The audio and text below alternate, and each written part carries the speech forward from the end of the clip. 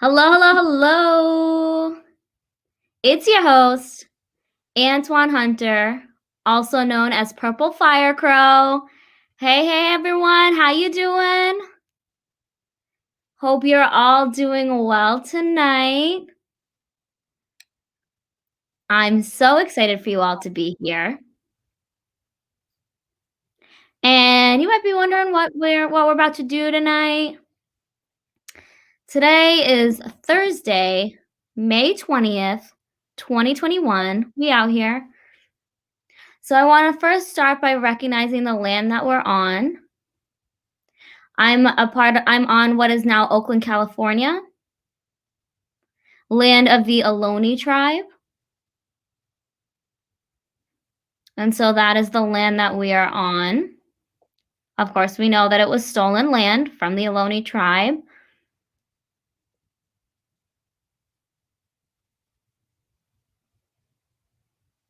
And so we really want to bring the land back to the people to remember, to recognize, and just to acknowledge the land. So wherever you are, take a moment, acknowledge the land that you're residing on, land that was stolen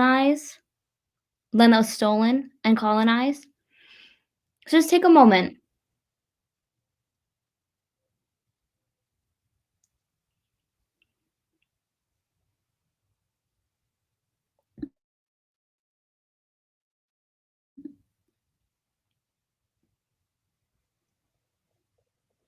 So again, Antoine Hunter, Purple Fire Crow. I'll give you a brief visual description. I've got some locks pulled back, bushy beard, dark chocolatey milk skin. Got that from my mother. I'm wearing a gray t-shirt with yellow print lettering, #DeafWoke, reppin'.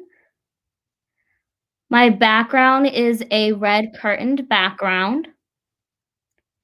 And I am really thrilled to be here tonight. I know we've got many people from around the world, and we share so many stories a part of this show. We've had authors, actors, dancers, so many different people from so many different fields be a part of this show. And it's so fascinating to learn the different perspectives, to see what's happening in and out of our community. And it's so important to have that representation, and that's the point of the show. So today's guest is phenomenal. But before we start, let's introduce our interpreters. Hey, interpreters, come up on the screen. Hello, hello. Hi, we have Kaylee. And we also have DeBlois. Thank you both for being our fabulous interpreters for tonight. Thank you for your service.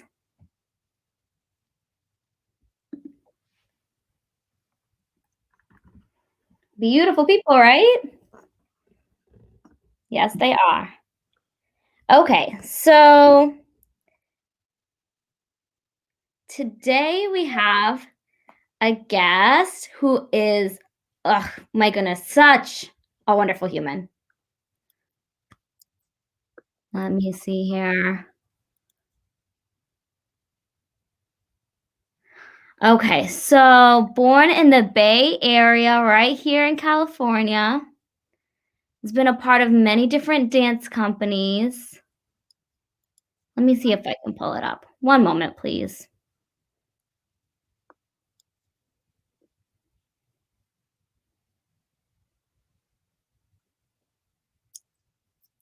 Sorry. Okay.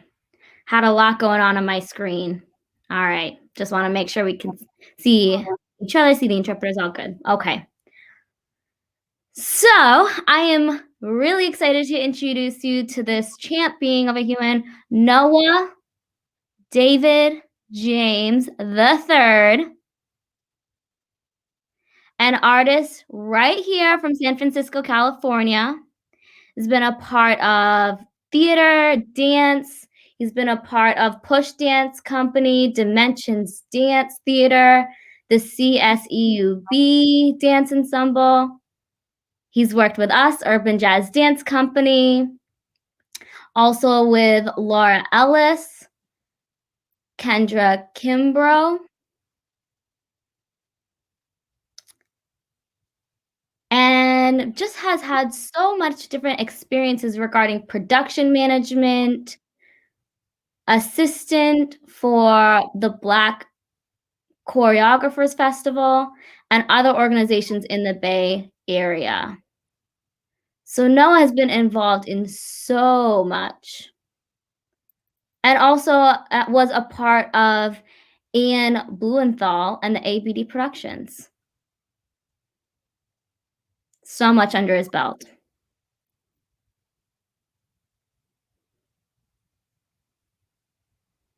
He's been an artist for Vocal Productions.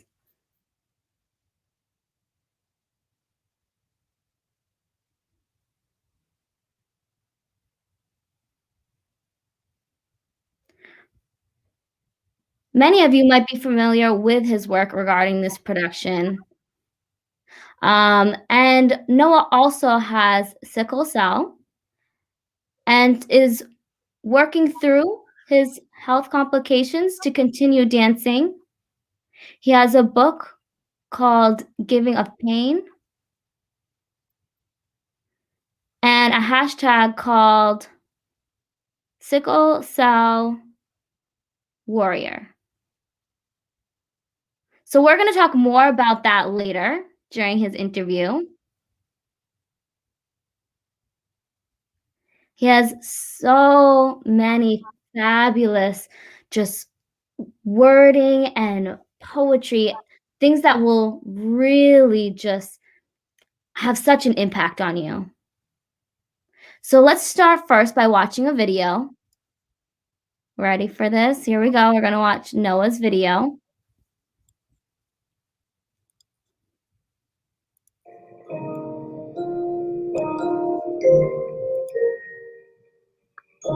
Sometimes the grass seems greener on the other side.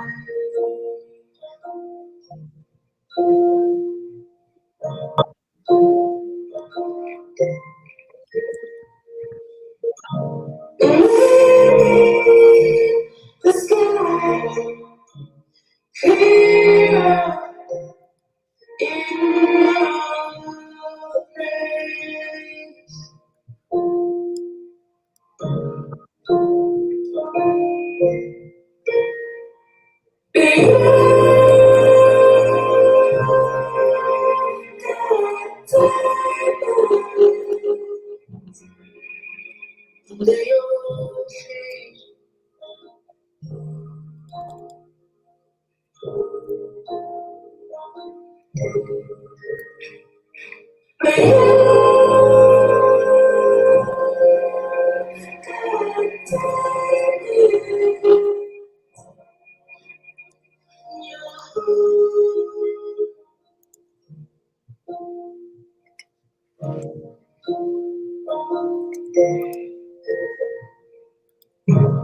Waiting for a day of change to come.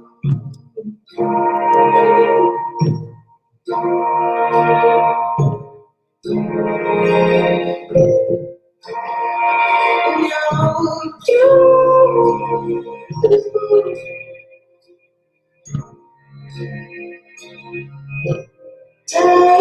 in the blues, songs, blues skies, in the blues, songs.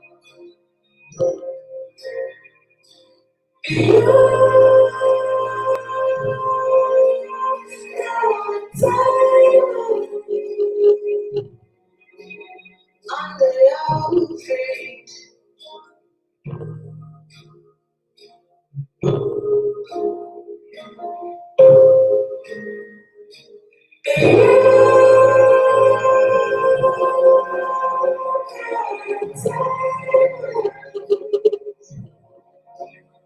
In your heart.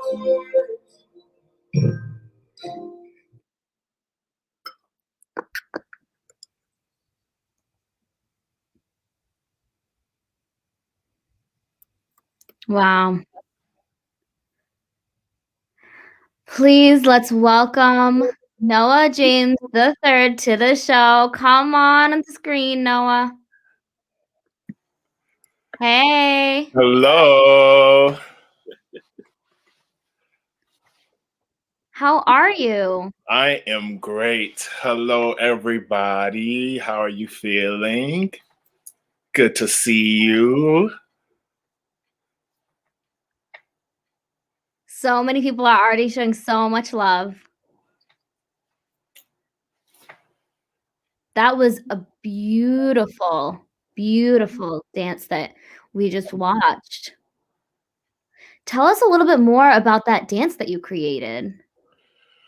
Um, so that moment was the start of the dance company that I have now, which is with my co-director Ashley Gale, Visceral Roots Dance Company, and we were at one of our homes at the time, and I was experiencing a lot of pain in my body while trying to create movement.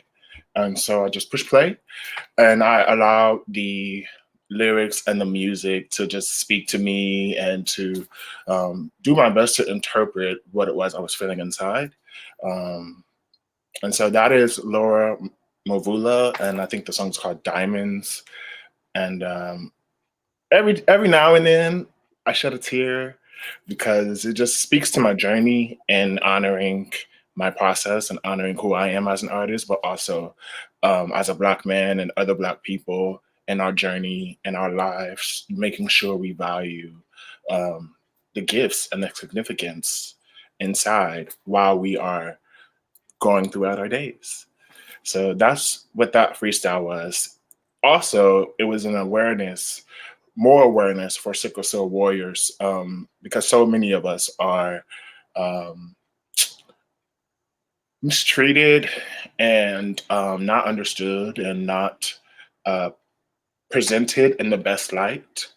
And so I wanted to say, hey, here I am as a dancer. Here I am as someone who has sickle cell. Here I am as someone who lives in the Bay Area. And I am with you in this journey, and I am doing my best to making sure I stand tall in that. Yeah.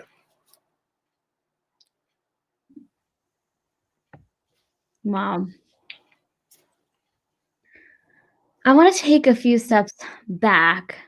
Okay.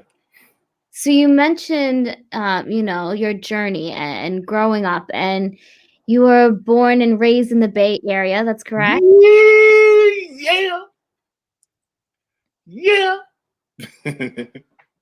So tell me, what was that journey like from, being a young child growing up, Bay Area, San Francisco? What was that like? Okay. So I was born in 1990. I have a huge family. Here you go. And shout out to my mom and my family because I had a very musically gifted, uh, strong, driven, prosperous, family and a supportive family. Um, we were privileged to have a lot of diversity in our family, and so that was reflected also in my educational upbringing. So very quickly, I knew how to not just make friends and connections with the people in my school, but with other races. So diversity was my friend. Like, I hate that word, but most of my high school, middle school, elementary years, I always saw every culture, every race: white, Asian, Mexican, Indian, Latino, African. And that poured so much into me. When I got into, I say, military school, um, it became very clear how much I loved the Bay Area because uh, everyone here is so different, so unique, so talented. We don't get enough of the props that we should get, and so many people come in and out of here, and so Bay Area is home, man. Like, there's nothing like it. I've moved out of here quite a few times and just was pulled right on back, you know. Yeah, pull right back, to the place where you belong. So, I remember, when we met. It was at a dance class a while back, dripping in sweat, Yes. working, and I remember there was a point that you were part of many different dance companies at the time, and you already knew that, you wanted a career as a dancer. You already knew since you were young, you saw, these role models and, you saw the direction that you wanted to go. Is that right? Or what was your experience in that? Man, my family is a Kojic Christian church going family. So every Sunday, every holiday, there were songs, there was live music, there was celebration, there was tears, there was comfort, there was hug, there was love. I wanted to say that because my mom, she's an amazing singer. My aunt, amazing singer. My grandmother, amazing singer. Everyone plays instruments. And I grew up um, wanting to sing. And I'll tell you a quick story how we got to dance. I was trying to imitate my mom because she was on tour a lot. She's opened up for many artists. One of my favorite, Earth, Wind, and Fire, I will never forget it. And I met Barry White, and I was trying to sing, and my Oh, mom wow. was like, "Son, you cannot sing." And I said, "Wait a minute now. Don't be a hater. Don't be a hater, mom. I can sing. I can sing better than you." To this day, I still feel like I sing better than my mom. But at 6, we discovered that I was more than 50% deaf in my right ear and going. And then my left ear was also Mhm. deaf. And so that imbalance created what I felt like I was hearing: genius, musical, Beyonce level production of sounds coming out of my mouth. And my mom was like, "No, sir, we are hearing trash and bangs." And so that began to, I pursued dance as a vehicle toward my relationship with God, because honestly, I just didn't like church. As much as I love church, I don't like religion, and I don't like judgmental people. I don't like all of the other stuff that you can just leave without. And so I was introduced to dance through prayer, and it became more of uh, I'd say a research project, if you will. I think the first dance I've ever done was miming. But as you know, in your class, I drip sweat. So oftentimes the wet paint was just falling on down. So from there, it was like, okay, I need to get to modern. I need to figure out how to get technique. But again, it wasn't for me to be this dancer as much as it was for me to grow in my relationship with God, because I equated singing and gifts as a means of giving to others, but also speaking and connecting with God. And so what really tugged at my heart was I was starting to receive feedback from people in the congregation, people who I've never met before, and they told me they would say how much I impacted their lives in terms of the movement or the performance or whatever it was that was being presented. And so that grew. So by the time I got to high school and I took your class, it was it was the start of many, because it was humbling and I realized how much technique I didn't have. And that made me hungry for more technique. So and then that stirred the passion in me for more of dance. And so um Okay, so Noah, question for you. yes, sir. So dance itself for you is a really spiritual thing. Oh yeah. Yes, it can be a career and it can be work, but for you, it's like a spiritual vehicle, as you were saying. Yes. Some people just dance as a means of work, but it's more than just a job for you, Yeah. from what I'm gathering. And so it's more for you about the spirituality, that aspect of it. I think that's amazing. Thank you. Many deaf and hard of hearing individuals who are dancers. Well, I mean, now I'm wondering, your family, when they learned, you were deaf, how did they feel about that? um, my mom, my grandmother, my family, they're troopers, man. Like the one of the most strongest people I know. My mom, I've learned my ability to adapt and transition from her.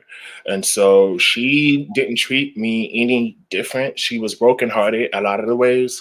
Um, that came with because growing up in a black family, if you're not listening or you're not responding when your mama is calling you or your grandma, your auntie, Mhm. something is coming at you, if not a hand or an item or a shoe.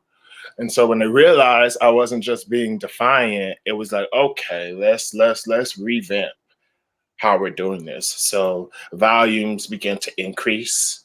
Um, and my conversation with my mom grew. It was always strong and deep, but it grew as I got older because she just had to speak with me differently.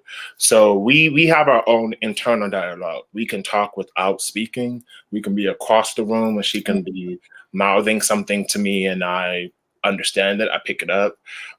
So that's how I learned how to read lips, to overcompensate for the lack of hearing, as well as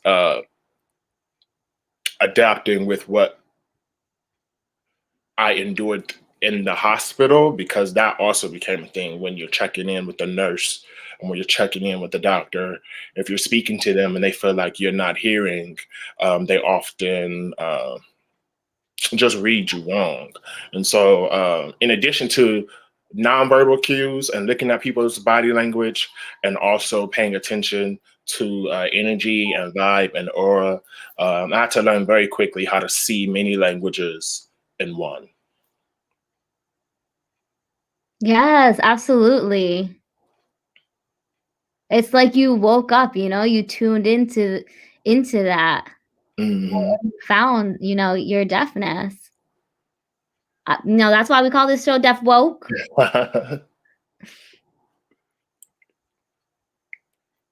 But I love what you were saying about you and your mother developing, like, your own language, your own method of communication.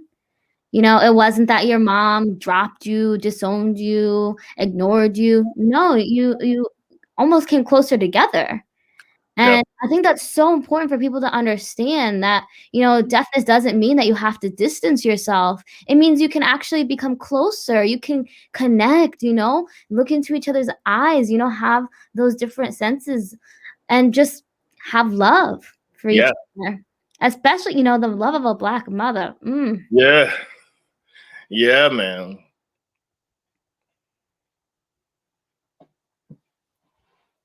So, one other thing is, well, your mother, we draw strength from mothers. I don't know if she's here or not today, but also, it seems that you are able to draw from her strength and adapt, Yeah. really well with your dance, with your art. You said before that you were a part of different classes, and, those experiences that you had as a deaf dancer, I'm sure were not easy, I'm sure there Oh, are moments that you were, wondering what was going on, and, you know, I'm sure there's moments that maybe you heard this but didn't hear that, so I'm curious as to what your experience was like going through that and being involved in those different companies and, just yourself as a dancer. How was that for you? it was more about um mm, learning lessons and applying them quickly. Because if you've ever taken a dance class, a real dance class, a dance teacher will communicate with you in many different ways. There will be numbers, there will be sounds, there will be stomps, there would be bangs. And so I never felt left out in that way. However, that essentially to me was what made me unique as a dancer because while the technical part was a challenge for me because of my painful experience, the artistry part never was. I was able to really reflect the theme, the topic, the focus, both of the music and or the artistic director. So, and again, because it was spiritual for me, I wasn't dancing to impress. I was dancing because I enjoyed it. It for me, it was out of body more times than few, and uh, so that built on itself as I grew in college, as I grew as a professional, and then also as I learned to apply different techniques. It wasn't just, oh, now miming, modern, and then ballet. It was also African and Congolese and tap and jazz and Afro Haitian and sheesh, lyrical.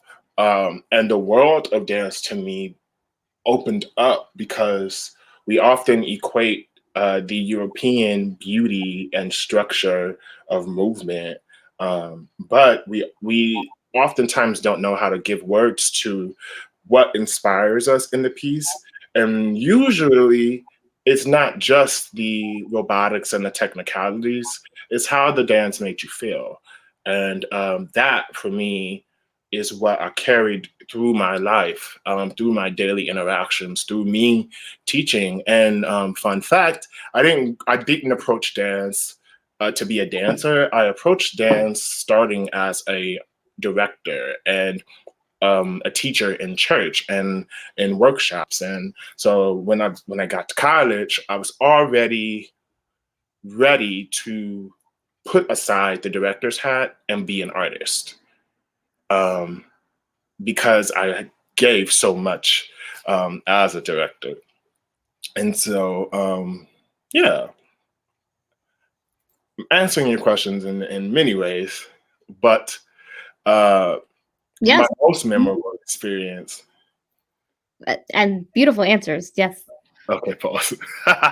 Well, yeah, I'm just ruminating on what you were saying, and you are a director, you have a dance company, That's a different level of responsibility. So to be able to switch that into the artist role, Yeah. you know, I what was that shift like for you? I was taking the things that I was inspired by in life, because I also had to be a black man in the Bay Area, in the expensive Bay Area. So my first job was at Ben and Jerry's, and outside of Ben and Jerry's, it grew. I was a librarian, then I was a tutor, then I was a nanny, then I was a personal assistant. Then there was all of these life projects that made it easier for me to be that director and be that dancer and artist. So I think my hats more so came from dancing in life, in trying to just survive and live. Um, because we all know it's not easy being just a dancer. It's not easy. Especially if you are a dancer with other abilities, um, with lack of resources and things of that nature. So coming from, again, my family, like I just had this natural desire to be a hustler. Like I was never just in a dance company. I was in a dance company and a job, or in school and a job.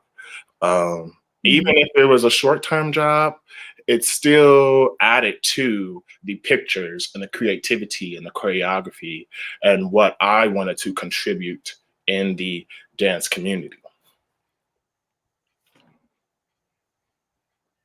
Yeah. Tell me a little bit more about your dance company called Visceral Dance Company. If you could just elaborate more on what the mission was for Yes, you at sir. Shout that out to group. Visceral Roots Dance Company. Shout out to Ashley Gale. Shout out to Marisa Simpson and Push Dance Company. Shout out to um sheesh. Where do I start? So Push Dance Company really picked me up and allowed me to fly, because that was uh, I just made like my early 20s, so I thought I was hot, and then I was just really hungry to prove to myself that I can do this, and so when I got to Push Dance Company, we toured immediately to Atlanta, and Raisa's mind and her vision really gave space for me to breathe, because it felt like I was able to be under someone who could provide structure to all of the color of what I was doing. And so very quickly, we start we started to work more in festivals in the Bay Area, and she had a Push Dance Fest, and she challenged us, Ashley and I, to choreograph a piece at Lines Ballet in San Fran, and it was the most joyful, um, beautiful time of my life, and that's how Visceral Roots was born. Um, and so Ashley and I was playing tennis with names and trying to figure out how we could create our company. And so we wanted to put our Bay Area roots, as well as how we both approach dance and what dance means to us. And if you don't know Ashley Gill, get to know her. She's an amazing technician. She teaches at Shaw Anderson Dance Studio all the time. And again, another partnership, another collaboration that really allowed us to be ourselves as creatives. And so, in a way, we challenge each other. Um, and also, the pieces that we wanted to tell, the stories that we wanted to tell, uh, it was happening in a time when we in the Bay were experiencing a lot of racism and a lot of police brutality. When Oscar Grant was murdered and killed, when we see on a regular basis uh, on the news, on the media, these flashes and images of how um, Black people are treated. And so that began to be the base of the company. It wasn't that we wanted to bada boo ba ba da ba bam. It was, this is breaking our hearts and conflicting with how we should live or how we would like to live as dancers, because we weren't driving, we were catching the BART, we were commuting in public transportation. So just imagine trying to come out of Fruitvale Station, that was where I was living at the time.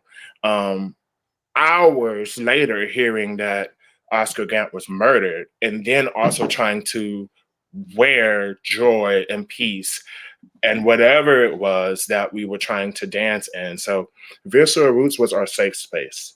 It was us saying, we are going to provide a picture of all of what we are feeling inside as humans, hence the title Visceral.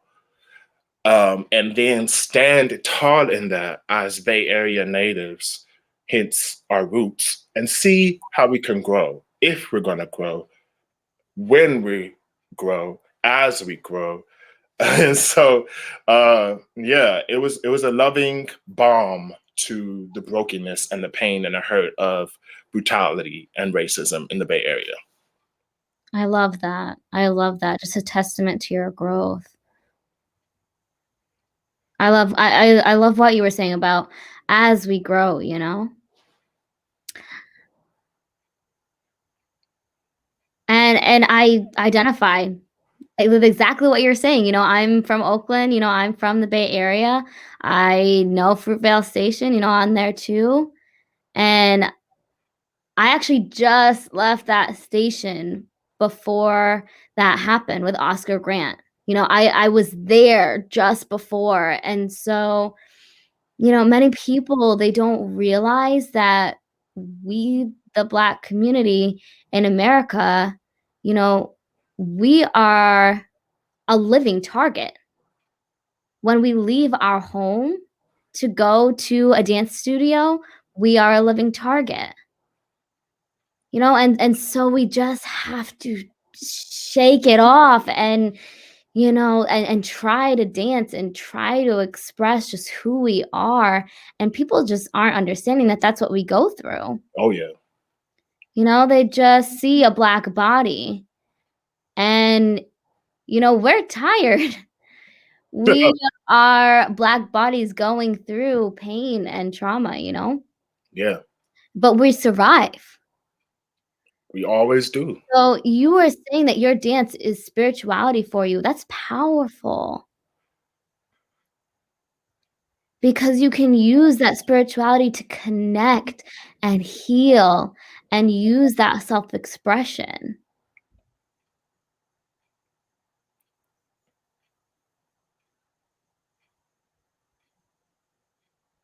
So, you know, we as Black people, we as, um, you know, disabled, we as going through pain, your book of The Sickle Cell Warrior, Oh, you know, you are discussing moving your body. What is that like to feel the pain and to dance through it? What is that like having sickle cell and being a dancer? shout out to Dr. Seuss, random. But I say that because I describe it to healthcare professionals in a way that they could see it visually, especially non people of color, because they automatically think that we can take the pain, which I'm not here for. So I tell them, say, Not here. imagine an elephant was trampling on your bones. That's one analogy. Imagine a wine glass, breaking, shattering in a loop. Imagine banging your knee or falling. or stubbing your toe, multiply that by 10, and then replay that every day. Every day when you leave the house, the ricochet of what that feels like is what I feel when there's a crisis. And so, and then the pain is different. So when I was 21, again at Push Dance Company, I received a diagnosis called bone infarction, which means your bones are slowly decaying. So in the back of my mind, I was saying, yo, time is running out. Time is running out in this Bay Area. Time is running out in this body. And I need to rush, if I will, all of what the best of my dance could be now. But I had to suffer through that. So it wasn't just a beautiful performance. It was a performance, and oftentimes I was going to the hospital. It was a performance, and I could not get to the car crawling. It was times where I was in rehearsal before Push Dance Company, and I would have to wrap myself up in blankets to keep the heat inside because cold and change in temperature affects us as sickle cell warriors. And so the bone infarction happened, and the pain advanced for me. I don't know if you've ever broke a bone, or if you've ever had a surgery of any kind, but it's unbearable pain, to be honest, and it still is.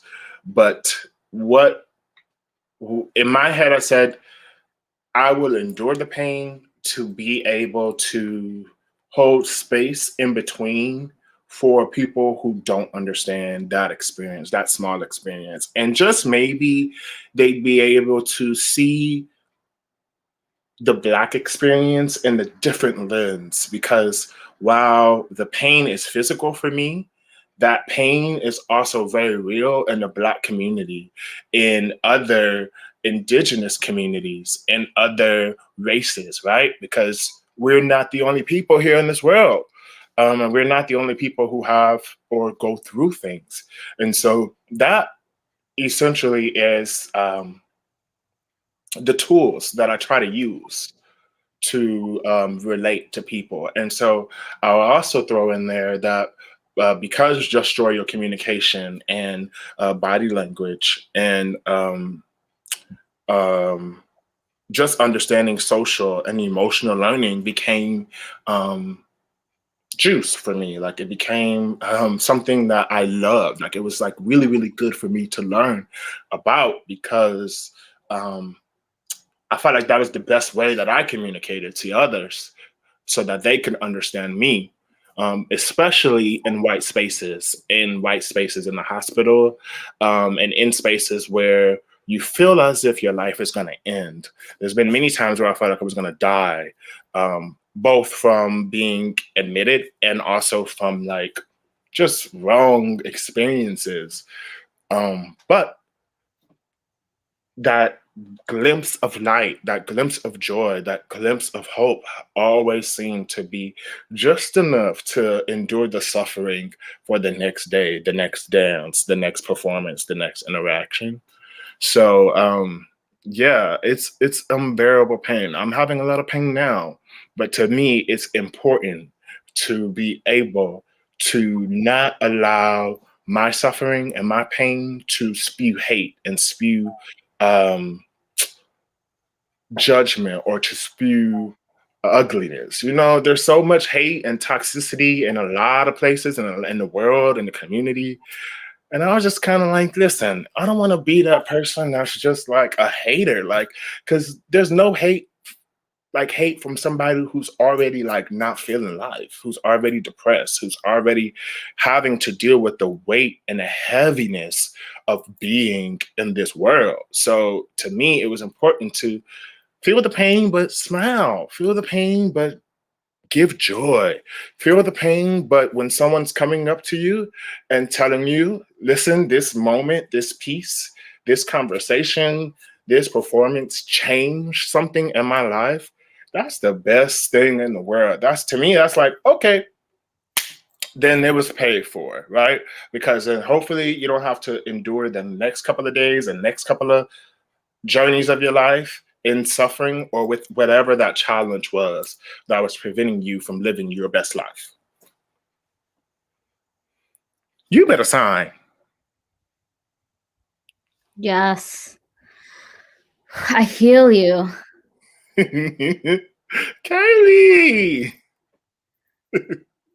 I mean, I when you were talking about, that blood change, like 2 years, of, you can't sleep, you can't move, it's just Debilitating. 2 years. Yeah, I just, I hope, you've been learning that it's okay to cry, it's okay to feel, it's okay to laugh, and it's okay to tell people, "I need to be alone. I need to be alone right now," or Mm, actually come on in and give me some love, give me a hug, you know what I mean? yeah.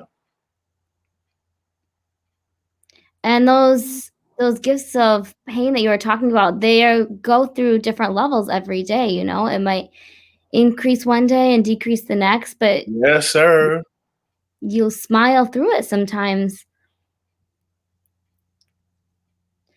Many people can learn a lot from you tonight. I know I'm learning so much from your book. I was reading your book, The Gifts of Pain.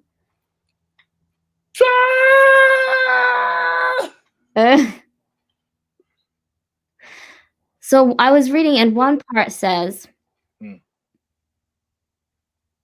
that the weekend before one of my tests, I felt better. The nurse wanted me to stay for one more day, but I was feeling stubborn. I didn't want the sickness to keep me from school, from the performance, and so, it felt so heavy, but you just meditated, and you had the medication prescription that they gave you. Living with sickle cell is hard. It's tough for people to understand, but it's not impossible. oh, We are born this way, and it is a part of shaping who we are. The pain and the struggle that we go through was a gift, something that we can accept, and is a test for us to see what we are truly made of.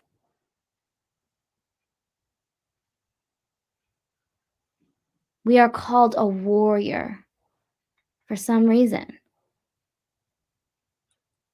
And I read that, and whew, yeah. that moved me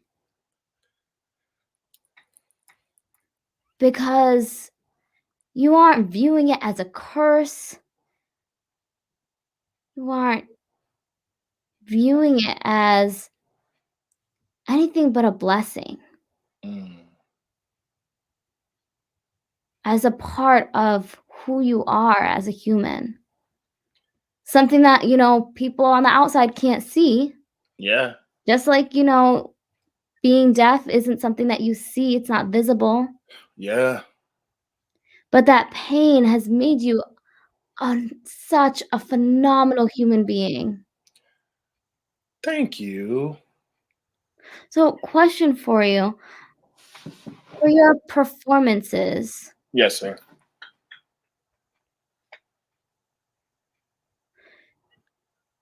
do you have a lot of opportunities to discuss your sickle cell and being a warrior? Is We're that a lot? getting there. It's brewing. The gumbo is almost ready. Shout out to various of sickle cell communities that I'm a part of. locally, internationally. Shout out to Shamika. Shout out to Booney. Shout out to uh, shoot, Kayam Wellness Center. Shout out to sickle cell warriors getting degrees and masters and PhDs and being athletes. Those were testimonials that were just like the blueprint for my book, The Gifts of Pain, Bookmarks of a Sickle Cell Warrior. I'm currently working on volume 2.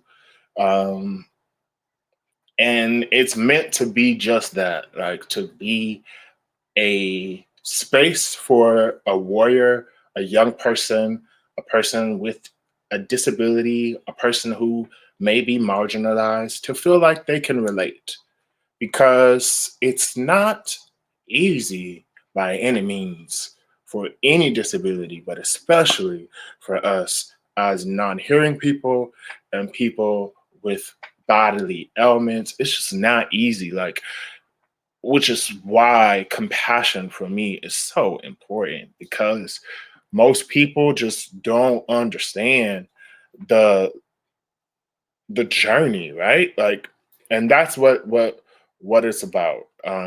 It's about the journey. And so we have so much further to go, because as we all know, the healthcare system is just wicked, man. Like, and I wanted to have a book because I wanted to give it to that person who just maybe couldn't understand it, but also uh, provide it to communities who just needed another way to express what it was that they were going through uh, inside. And so, showing movement for me, um, with sickle cell is it's easy and hard. It's a perfect space, because you see it, but in the moment, it's such a intimate experience. Um, and I'll even say this, um, because I don't know if any of you have gone to the hospital lately, but if you go to the hospital, you cannot have a visitor. You cannot have someone to be in there with you. They just now loosen up that restriction, right? So just imagine, um, as I grew, my support system, my friends, um, my family, the number of people who can be there to advocate for me dwindled. So creatively, those are the stories that I'm going to tell in the future, through Visceral Roots, through the little bit of movement I may have left in my body, because that is lonely. It's isolating to feel like you're being smushed or broken, but also unsupported and so far away from physical touch and so far away from someone who can speak for you when you can't speak, and who could challenge for you when you don't have enough oomph to challenge for yourself. Um, so those are it's endless. I think that is going to, along with what we experience as Black people, as well as what, shout out to Ashley and my Black women, my single mothers, my young mothers, my older mothers. Like, those stories all mean so much, um, to my life, but also to every community, right? Um, so it's coming. It's coming. I had a small chance to, in the Deaf Dance Festival. Shout out to you for that, because that has been my church, truly. The family, the community that comes from those experiences, and each festival, and how it gets better, and how we stay connected through that, has really just been healing for me. Um, so, yes.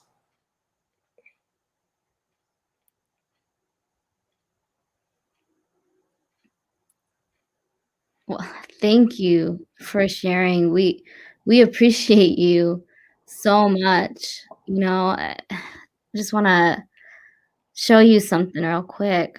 Woo! Ow! Who that?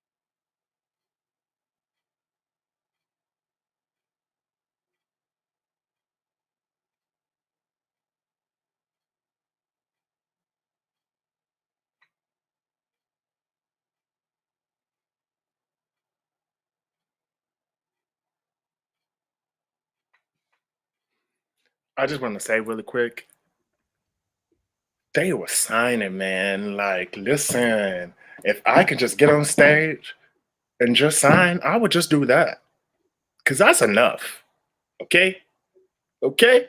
And then to hear that, to see that with words that are just so truthful to my experience, it just tugs at my heart every time. It just makes me want to continue to do so much more in that. That's still available, y'all, to watch and to see if you haven't seen it already. And also stay tuned for the festival this year because more is coming. More is coming.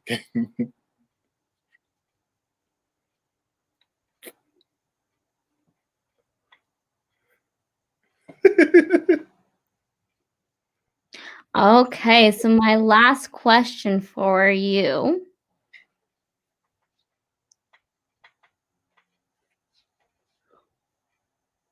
Who is your role model? You know,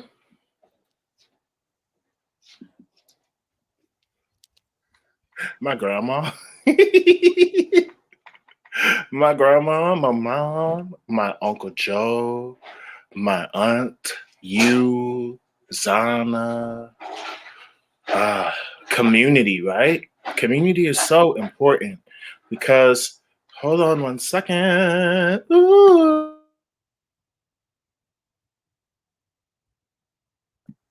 I just had to sing, y'all, because that's a form of communication. So, and community. So, a couple of people, Consuela Nicole recently, Brandolyn Castine, Laura Ellis, Nina Half, Don Davis, Anderson Hines. I'm not one person. I am many, right? We all know that quote, but the reality of that thing, sheesh, I can never say one person is the model for me because so many people are the reason why I'm who I am today.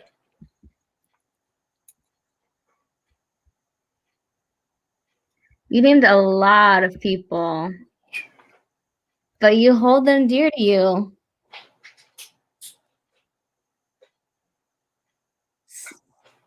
So that is a wise choice. Keep holding them dear to you. And now we're gonna move right along to our next segment, our game show. Hold on. Wisdom. Let's test your knowledge.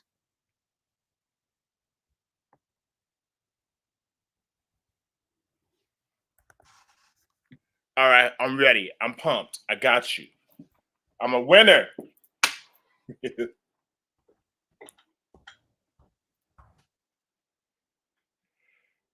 Okay, so first photo is a picture of an African American female wearing green vines as a crown with a long black hairstyle. Flowing in the back, we have white diamond stud earrings and a leopard printed off the shoulder blouse. First of all, she is beautiful. But that is my sister, Arkansas bred Brandy.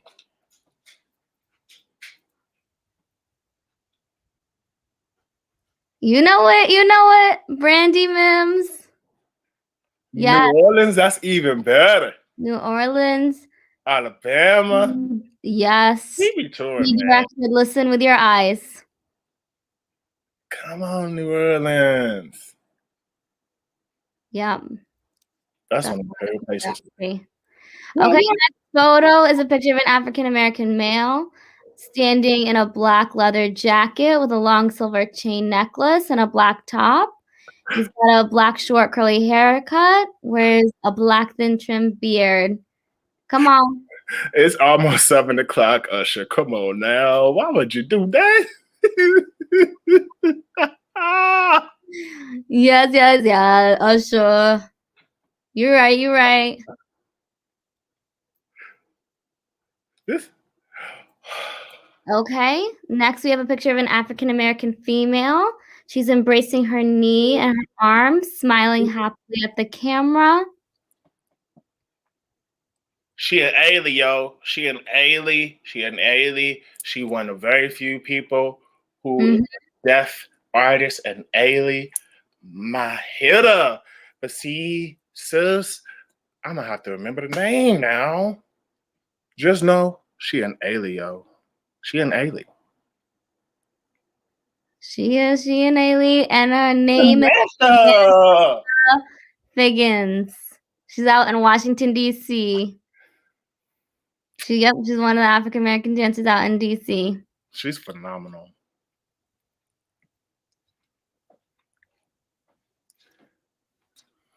All right, next we have an African American male, arms crossed, with a black thin low haircut, wearing a white V-neck shirt.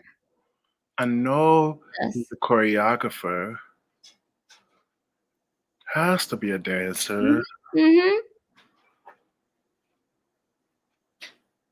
Was he also an Ailey too? I'm about to tell you.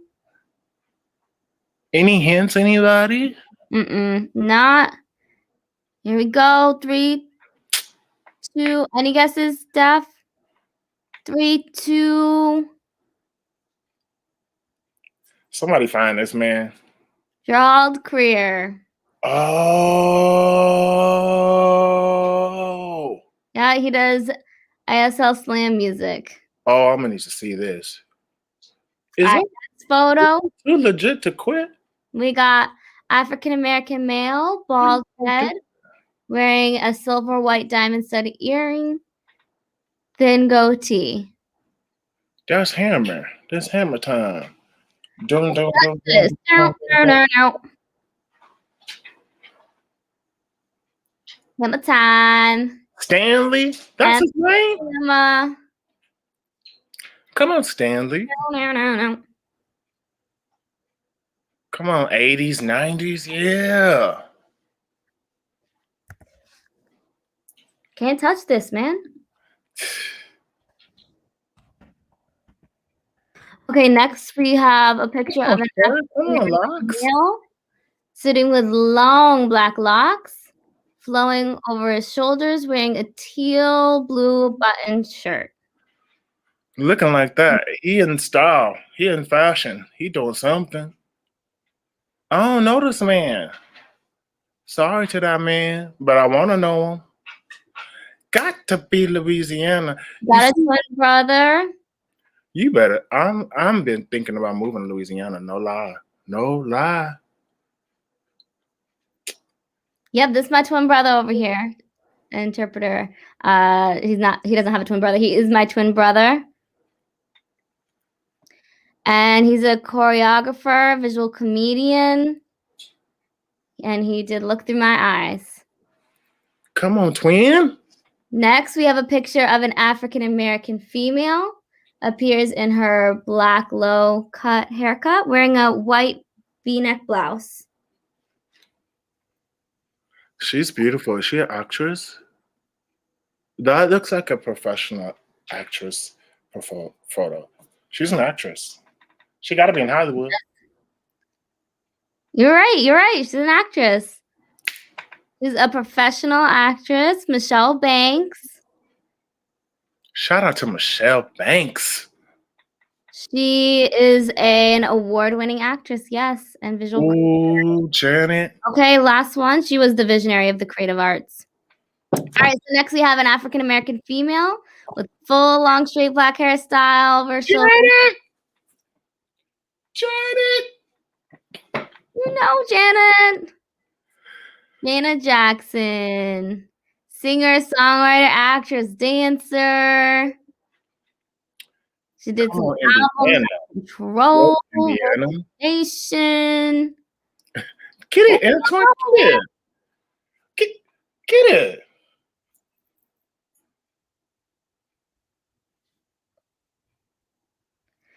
You did great. All right, so we're about to wrap up soon. Okay. But before we do, come on now, we gotta do some audience questions. Whoa.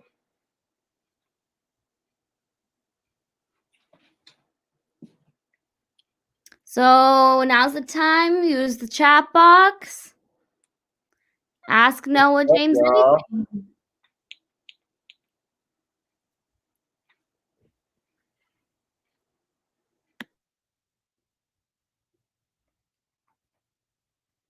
Let me see. I'm reading some of the comments that are coming through.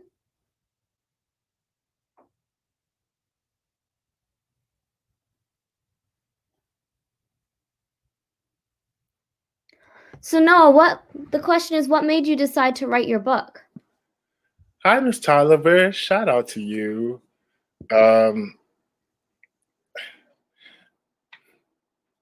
Long story short, racism as a teenager, being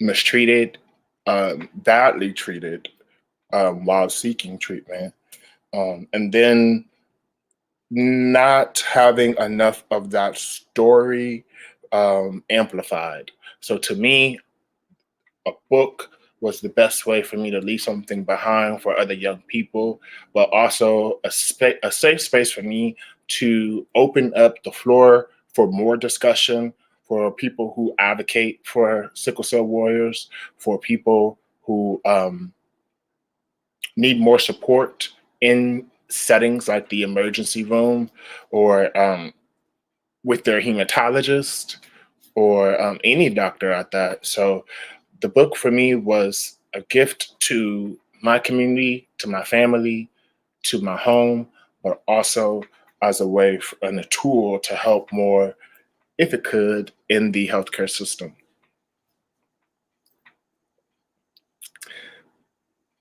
And what was the title of the book again? It is on Amazon. It's The Gifts of Pain.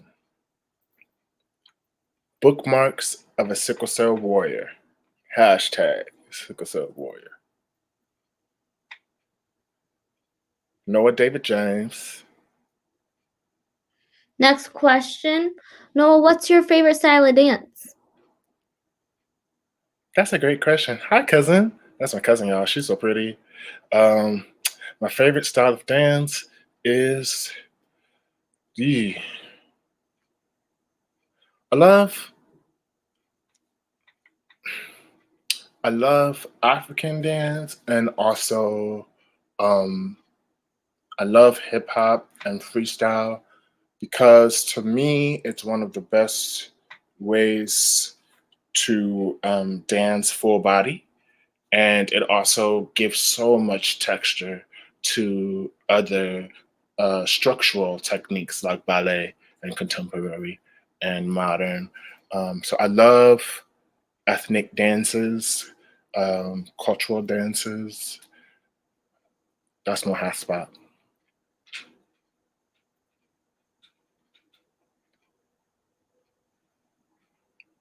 Bro, what you And say? what lets you know that your story would be inspirational to others? Oh, okay, Kaylee. Uh, I don't necessarily. I don't think that was the goal. I'm glad that it does. I'm hoping that it inspires. Um, but what also lets me know is when my support groups, when my family, when other people gives me feedback about it, that helps me know in the best way. So if you have purchased my book, if you're going to purchase my book, leave a comment, shout me out, leave a comment on Amazon, find me on Facebook, and talk to me, y'all. That's the only way I know if it inspires you.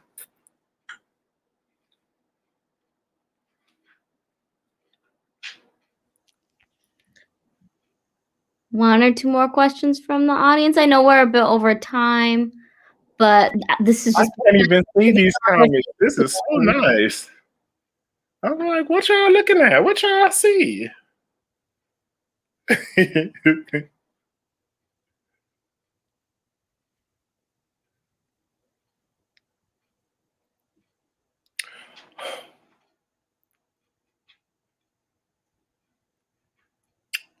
That's one of my dance stabs, y'all.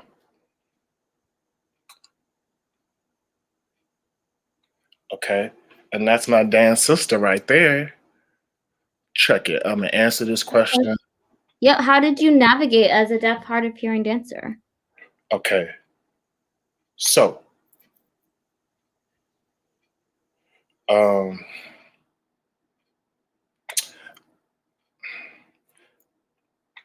my school, California State University East Bay, has such a great safe space for modern dance and other abilities, right? Because disability is not just what you see, it's also invisible.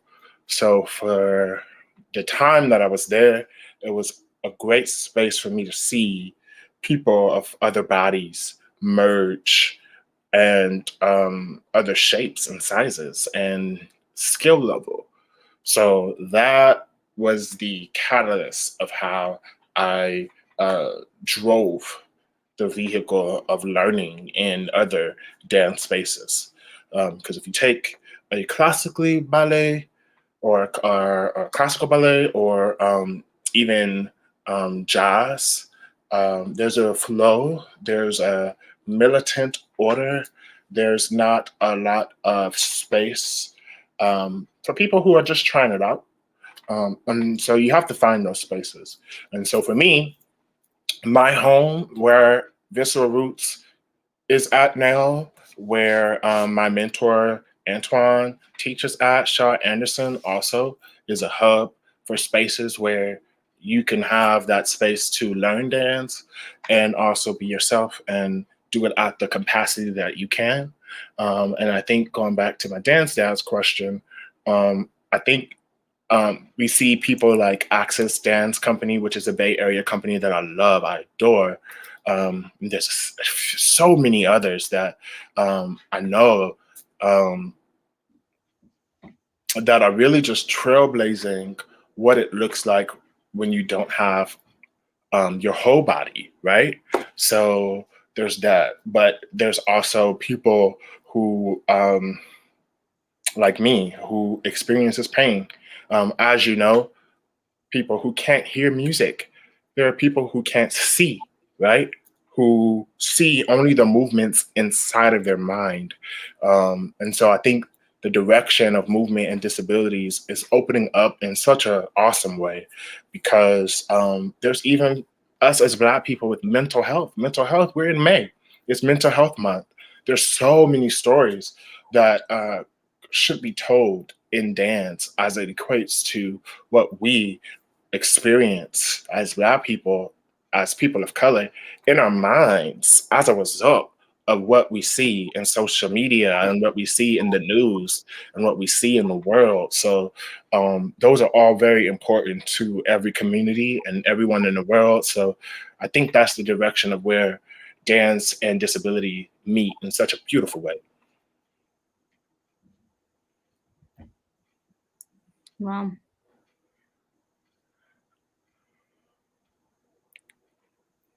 You've shared so much, and the audience has eaten it up. Loved hearing from you today. Thank you. So to the audience, go ahead and follow Noah James III on his website and social media platforms. We have visceralroots.org. On Instagram, we have I Noah Place, INOAHPLACE, and No worries. have him on Visual Roots. So both of those handles are on Instagram. Go ahead, follow, like, subscribe, continue following Noah's story. Please. Noah, is there any last words that you want to leave for the audience? I have a show coming up June 19th. It's going to be awesome. It's going to be virtual. It's going to be quick, right? June 19th is a date that we all know and love, so check it out. Also, continue to watch Deaf Woke because this is one of many and it's going to continue. And we need your support, y'all. I love you for free.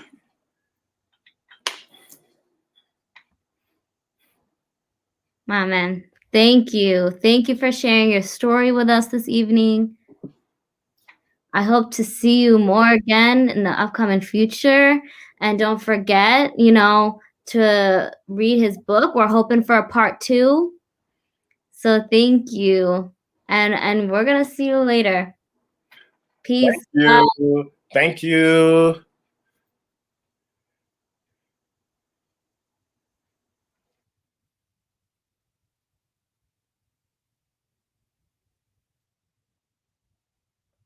Wow. What? Noah James the third. That was incredible.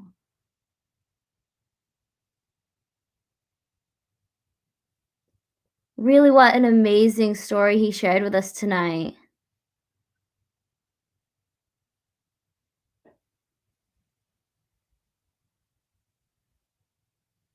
Maybe, you don't know other individuals who have sickle cell, who are going through what Noah has gone through, and you look to the side, but you don't know what that is like and that experience of dealing with sickle cell.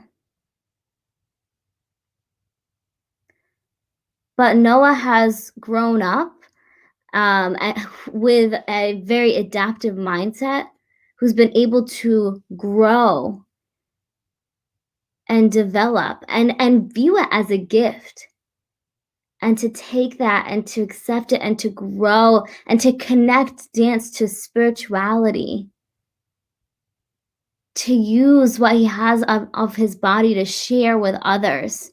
He is a light, a very bright light that's only going to continue to illuminate the spaces around him.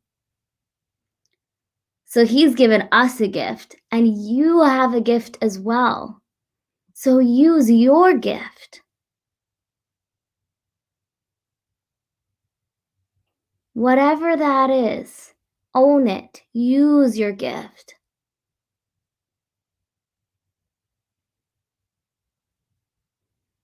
It may not be sickle cell, it may be another kind of pain that you're going through. But remember that that is a gift to grow through.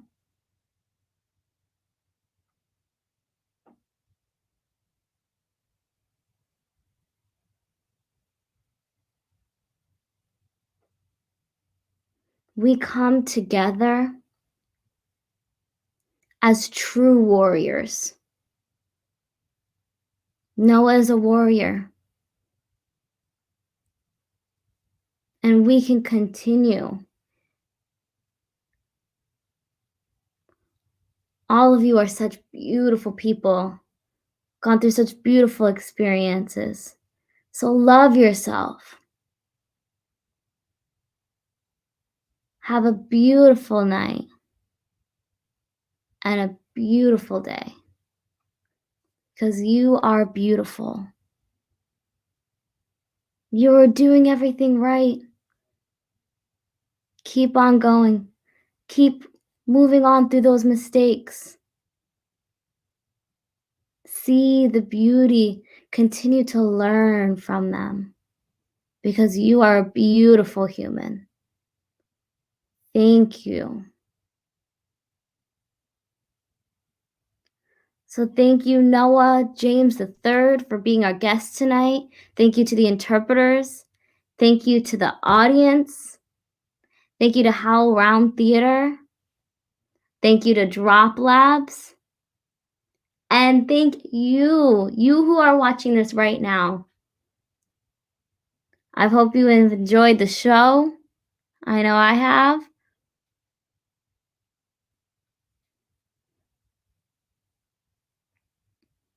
And thank you to Popfish for this dope shirt.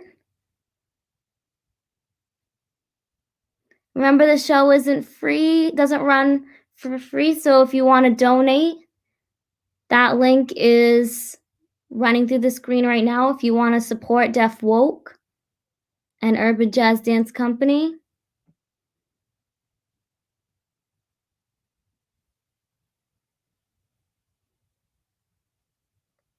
Come on with some likes, some hearts, show some love. Remember hashtag Sickle Cell Warrior.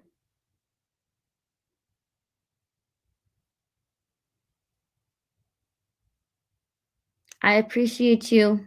I appreciate you coming out tonight, for watching. Remember, you are beautiful. This was Def Woke with Antoine Hunter, Purple Fire Crow. That's a wrap on Def Woke. Peace, love. Let me get a song to just...